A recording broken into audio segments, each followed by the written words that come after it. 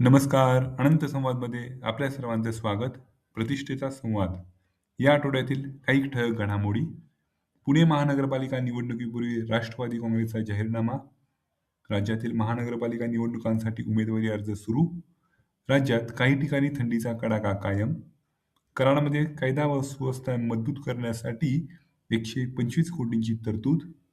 भाजप गटनेतेपदी विजय वाटेगावकर यांची निवड.